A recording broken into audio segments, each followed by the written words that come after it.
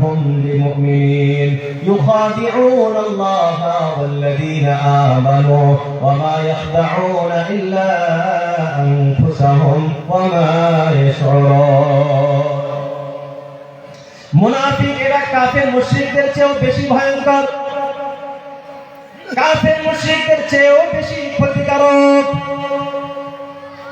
এই জন্য আল্লাহ রাব্বুল আলামিন মুনাফিকদের শাস্তির ব্যাপারে কাফিরদের চেয়েও ভয়ঙ্কর শাস্তির কথা বলেছেন। ইন্নাল মুনাফিকিনা ফিদ-দারকিল আসফালি মিনান নার। আল্লাহ রাব্বুল আলামিন বলেন মুনাফিকগণ অবশ্যই জাহান্নামের সবচেয়ে ভয়ঙ্কর স্থানে থাকবে।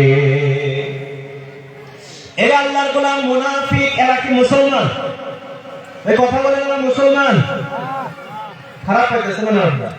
তাহলে শেষ করে দিন। তাহলে হ্যাঁ না কিছু কবার না।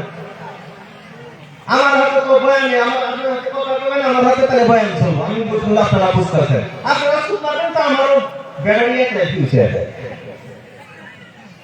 খাওয়া দাওয়া করে আইসেন নাই? করে আইসেন তো?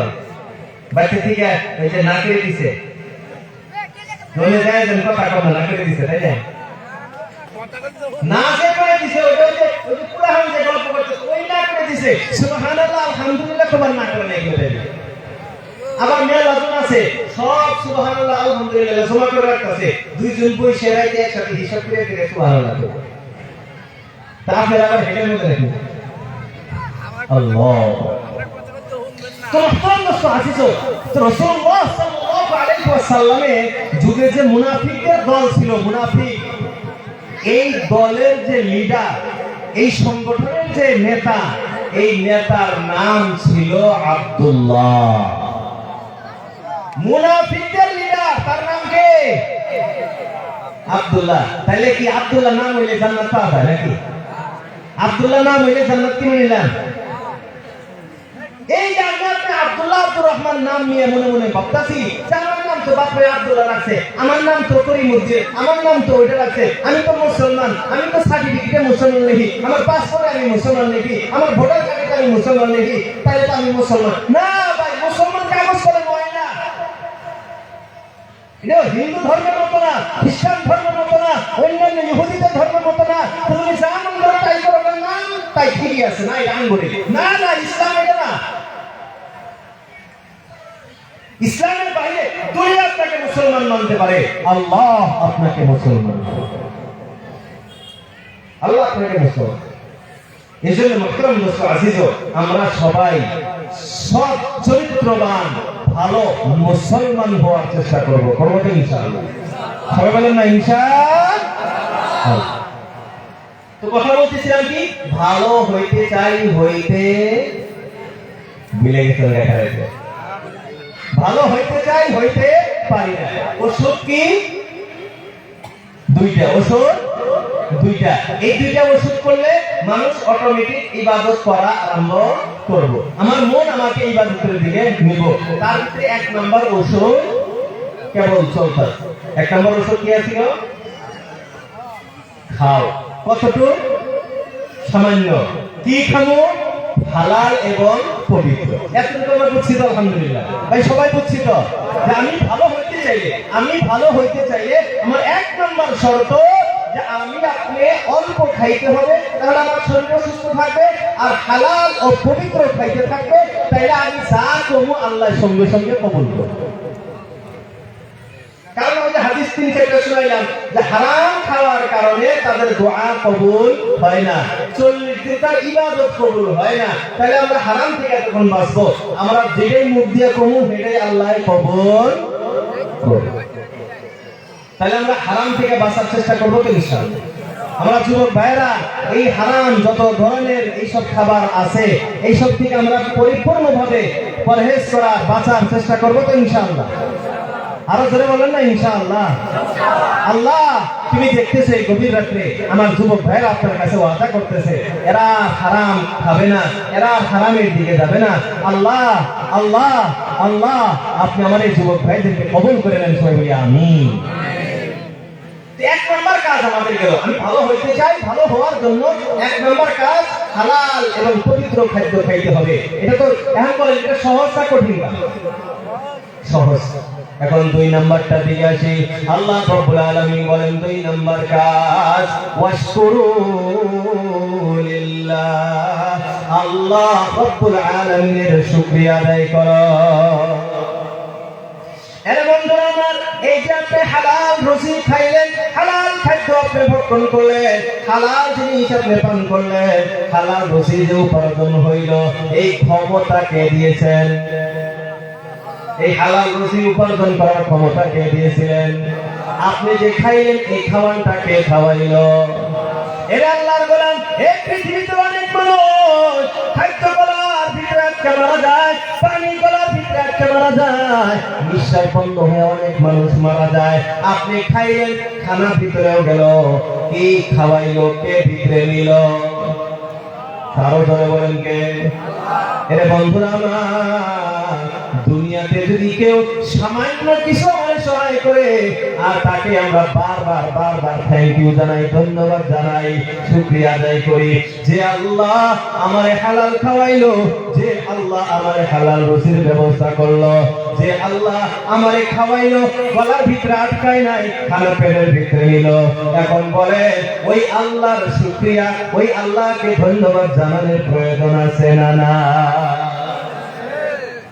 এই জন্য আল্লাহ রাব্বুল আলামিন বললেন কুলু মিন তাইয়্যিবাতি মা রাযাকনাকুম, আমি আল্লাহ তোমাদেরকে যে রুজি দিয়েছি সেখান থেকে পবিত্র খাদ্য অল্প করে খাও, আর খাওয়ার সাথে সাথে আমি আল্লাহর শুকরিয়া আদায় করো, আমি আল্লাহর কৃতজ্ঞতা আদায় করো, আমি আল্লাহর প্রশংসা আদায় করো অনুভবের সাথে যে আমার আল্লাহ আমারে খাওয়াইছে। অনেক মানুষ আছে খাইতে পারে না, বিছনায় শুয়ে আছে, খালি পানি খায়, আছে না নাই? আরে আমি মিষ্টি খাইতে পারি, এই পৃথিবীতে অনেক মানুষ আছে মিষ্টি খাইতে পারে না, আছে না নাই? আমি ভাত খাইতে পারি, অনেক মানুষ আল্লাহ রাব্বুল আলামিন রাখছে তারা ভাত খাইতে পারে না। আমি এত কিছু খাইতে পারি, অনেক মানুষ আছে শুধুমাত্র পানি খেয়ে বাইসে আছে, অনেক মানুষ আছে হসপিটালের বিছানায় শুধুমাত্র ইনজেকশন সেলাইনের উপরে বাইসে আছে। যে আল্লাহ আমারে খাওয়াইলো সেই আল্লাহ অনুভব করে করে প্রশংসা করার প্রয়োজন আছে না? না। এরা আল্লাহর গোলাম।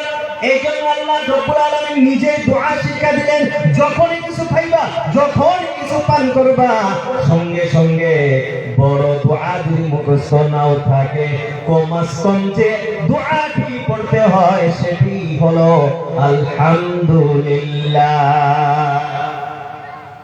সমস্ত প্রশংসা কার? আরো চিৎকার দেবেন না কার? আল্লাহ। অনুভব করে করতে হবে যে এই আল্লাহ আমাকে খাওয়াইছে, আমাকে সবকিছু করতেছে, তাহলে আমি খাইলাম, এটা তো আল্লাহর প্রশংসা, আল্লাহ আলহামদুলিল্লাহ। এই জন্য ভাত খাওয়ার পর একটা দোয়া আছে, আছে না? আছে, মুখস্থ আছে সবারই? আছে? আলহামদুলিল্লাহিল্লাযী আত'আমানা ওয়া সাকানা ওয়া সাওয়ারাহু ওয়া জা'আলা লাহু মাখরাজা। আছে মুখস্থ? আমি শুদ্ধ বললাম না ভুল বললাম? ভুল করছিলেন। এটা আরেকটা দোয়া, আর আপনার যেটা মুখস্থ আছে আঙ্গুলের মধ্যে শিখে দেয় আলহামদুলিল্লাহিল্লাযী আত'আমানা ওয়া সাকানা ওয়া জা'আলানা মিনাল মুসলিমিন। আরো দোয়া আছে, এটা তো দুইটা, আরো দোয়া আছে। এই যে দোয়াগুলি আপনারা এই দোয়া অর্থ সহিত বোঝার চেষ্টা করবেন, তাইলে পড়তে মজা আসবে। কারণ খাওয়াইছে কে? আরো জোরে বলেন কে? পান করাইছে কে? আল্লাহ ইচ্ছা করলে তো মারতেও পারতো, পারতো কি পারতো না? এই জন্য আল্লাহর প্রশংসা আলহামদুলিল্লাহিল্লাযী আত'আমানা, ওই আল্লাহর প্রশংসা যিনি আমারে খাওয়াইলেন, ওয়া সাকানা, আর ওই আল্লাহর প্রশংসা যিনি পান করাইলেন, ওয়া জা'আলানা মিনাল মুসলিমিন, আর আমাকে মুসলমান বানিয়েছেন, এই জন্য আল্লাহর প্রশংসা। আর আরেকটা দোয়া বললাম, ওটার অর্থ হলো কি? আচ্ছা আমি যে খাইতেছি এই খানা যদি হজম না হয়, খাইলাম, খাওয়ার পরে হজম হইল না, কি অসুবিধা না আপনার? হজম হয়েছে, বন্ধ হয়ে গেছে, বাড়ায় না। যাদের পেশাব বন্ধ হয়েছে, এরকম এটা অনেক সময় অনেক ছেলেরা যুবকদেরও হয়, মুরব্বীরও হয়, এরকম একটা হঠাৎ করে হয়ে যায়, পেশাব বন্ধ হয়ে গেছে, তাদেরকে যায় জিজ্ঞাসা করে দিলে কেমন যান। আল্লাহ আমাদের হেফাজত করে সবাই আমিন। আল্লাহ এমন ধরনের কঠিন কঠিন বেমার থেকে আল্লাহ আমাদের সবাইকে হেফাজত করুক, আল্লাহ সবাই বলি আমিন। তো এই পরের দোয়াটাই বললাম, এটা কত সুন্দর দোয়া, আলহামদুলিল্লাহিল্লাযী আত'আমানা ওয়া সাকানা। ওই আল্লাহর প্রশংসা যিনি আমারে খাওয়াইলেন, পান করাইলেন, ওয়া সাওওয়াবাহু, ওটাকে পেটের ভিতরে নিয়ে হজম করাইলেন। হজম কে করান? সবাই বলেন কে করান? وجعل له مخرجا, আর ওটাকে বাহির করার জন্য রাস্তার ব্যবস্থা করলেন। বুঝতে হবে, দোয়া বুঝা পড়বেন, মজা শুধু আমি কি পড়তেছি। এর বন্ধুরা আমার, আল্লাহ রাব্বুল আলামিন বললেন হালাল পবিত্র খাদ্য খাও, খাওয়ার সাথে সাথে আমার শুকরিয়া আদায় করো, আমার প্রশংসা করো। এখন শুকরিয়া যদি আদায় করা যায়, প্রশংসা যদি আদায় করা যায়, এই প্রশংসা করলে আবার কি হয়, শুকরিয়া আদায় করলে আবার কি হয়? আল্লাহ রাব্বুল আলামিন বলেন লা ইন শাকারতুম লাযীদান্নাকুম ওয়া লা ইন কাফারতুম ইন্না আযাবি লাশাদীদ। আল্লাহ রাব্বুল আলামিন বলেন লা ইন শাকারতুম, হে দুনিয়ার বান্দা বান্দীরা, তোমরা যদি আমি আল্লাহর কৃতজ্ঞতা আদায় করো, তোমরা যদি আমি আল্লাহর শুকরিয়া আদায় করো, আমার নিয়ামত পাওয়ার পর, আমার নিয়ামত খাওয়ার পর, আমার নিয়ামত উপভোগ করার পর আমি আল্লাহর কৃতজ্ঞতা যদি তোমরা আদায় করো, লাভটা কি হবে? লা আযীদান্নাকুম, আমি আল্লাহ অবশ্যই অবশ্যই ওই নিয়ামত আরো বাড়ায়া দিব, বলি সুবহানাল্লাহ। তাহলে আমি একবার হালাল রুজি খাইলাম, হালাল পান করলাম, আমি যদি আল্লাহর শুকরিয়া আদায় করি, নেক্সট রাত্রের বেলাও আবার হালাল খাওয়াইবেন কে? রাত্রে আবার আমি অনুভবের সাথে আল্লাহর প্রশংসা আদায় করলাম, সকালে আবার হালাল খাওয়ার তৌফিক দিবেন কে? যত আমি আপনি শুকরিয়া আদায় করব, যত আমি আপনি আল্লাহর কৃতজ্ঞতা আদায় করব, আমার ওই নিয়ামত আল্লাহ রাব্বুল আলামিন আরো বাড়ায়া দিবেন, বলি সুবহানাল্লাহ। এজন্য শুকরিয়া বেশি বেশি আদায় করতে হয়। কিন্তু আমরা মুসলমান, এই দুনিয়ার মানুষের অভ্যাস, এই দুনিয়ার মানুষ শুকরিয়া বড় কম আদায় করে, কৃতজ্ঞতা আদায় করতে চায় না। মানুষ কৃতজ্ঞতা আদায় করতে চায় না। আল্লাহ রাব্বুল আলামিন বলেন ওয়া কালিলুম মিন ইবাদিয়াশ শাকুর। আল্লাহ রাব্বুল আলামিন বলেন ওয়া কালিল, একেবারে কম সংখ্যক, মিন ইবাদি, আমার বান্দার ভিতরে, আমার বান্দাগুলির ভিতরে সংখ্যায় একেবারে কম। কিসের সংখ্যা? আশ-শাকুর, শুকরিয়া আদায়কারী কৃতজ্ঞ বান্দার সংখ্যা বড় কম। শুকরিয়া আদায় করে আমাদের আল্লাহর প্রতি তো মানুষ যদি শুকরিয়া আদায় করে, কোটি কোটি হেল্প করবেন, একবার থ্যাংক ইউ তাও বলছেন। আসলে এটা মানুষের স্বভাব। এজন্য তো আল্লাহ বলছেন, আল্লাহ রাসূল সাল্লাল্লাহু আলাইহি সাল্লাম বলছেন মান লাম ইয়াশকুরিন নাস লাম ইয়াশকুরিল্লাহ। যাতে মানুষের কৃতজ্ঞতা যেটা দেখা যায় এরই শুকরিয়া আদায় করে না, কৃতজ্ঞতা আদায় করে না, তার যে আল্লাহর নিয়ামত দেখা যায় না, তার নিয়ামত কেমনে শুকরিয়া আদায়?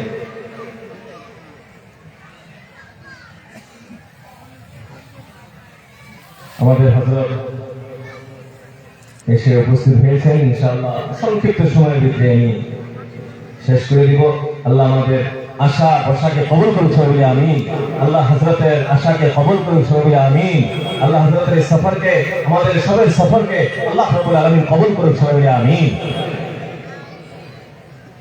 ভাই আমরা যারা বাইরে আছি বাহিরে আছি, আমি তো এখন ছোট মানুষ কিছু চিল্লাচিল্লি করলাম, আমরা দিনের আশা আকাঙ্ক্ষায় আছি।